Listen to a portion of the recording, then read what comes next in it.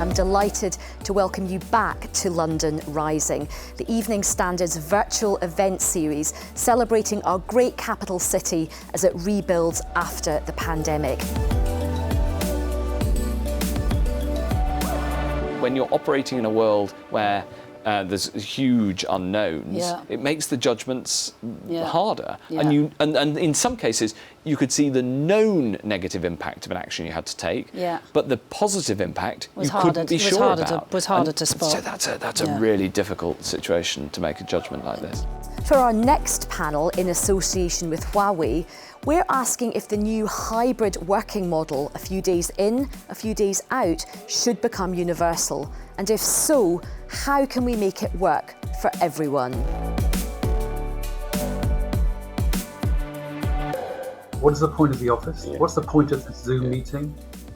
Is there a better way of doing this? And I think those leaders that listen to their staff and continue to listen to their staff will probably prevail in the future. We've demonstrated how capable we are of reinvention.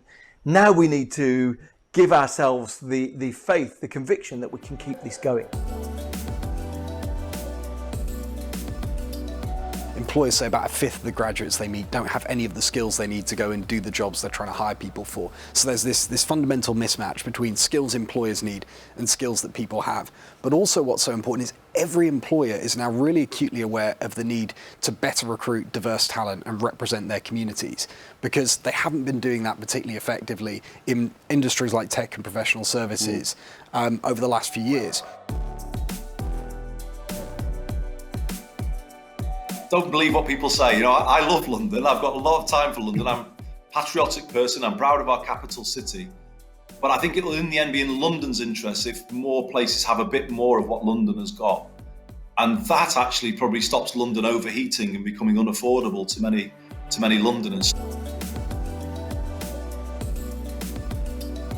If you are already one of those groups that's been cut out beforehand, then those challenges get worse. And so for me, trying to find ways of working flexibly from home when I've been shielding because I've been pregnant has also been about trying to spend as much time connecting with people to get their sense of what's going on the ground and what they want to do next. You know, this is a very, very open, up in the air conversation. My concern is that we've got to make sure that all those diversity of women's voices are heard in it in order to make sure what comes out of it works for everyone.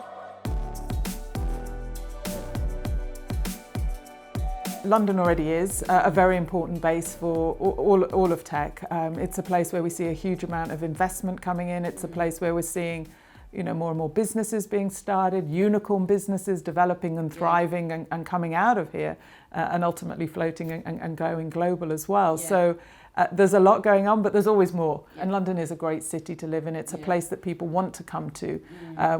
So we need to continue to make sure that they're coming and that we make it easy for them. Thank you to our panellists and to Huawei.